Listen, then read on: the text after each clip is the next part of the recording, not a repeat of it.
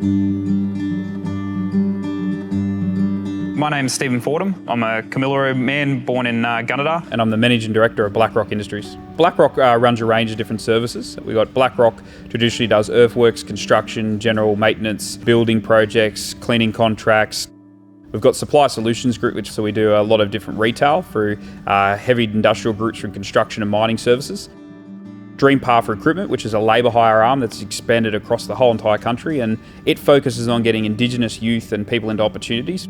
On top of that, we've also got Blackrock. Blackrock is a charity division in which we've set up with our organisation that puts a large amount of thought and different initiatives back into the community to help people get a better start. I started the company with $20,000 in an old tipper truck. I took 20 grand out of my account, walked up to my business partner and I said, I've got a dream of something I want to create and he threw a little bit of money in and we kicked Blackrock off.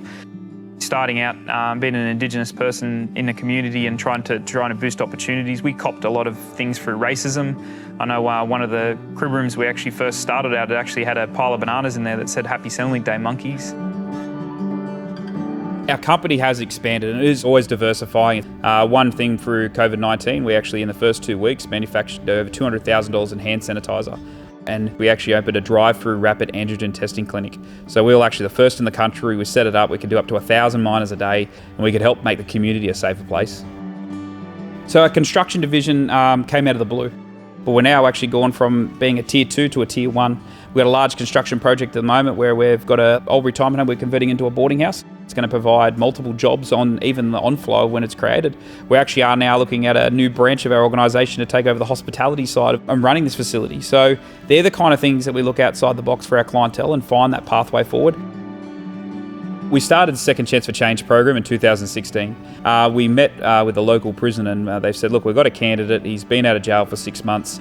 So we met this candidate and within 4 weeks working for us, I was driving down the main street on a Sunday, seeing this guy walk in orange work shirt, blue jeans, work boots, glove clip hanging on the side. And I said, why are you wearing your work uniform on a Sunday? And he went really quiet and he said, when I walk into a shop, he said, people don't follow me around anymore. He said, old people don't hold their handbags. He said, they look at me and smile. He said, I feel like I've got a purpose in life. And that's where we kicked the Second Chance for Change program off.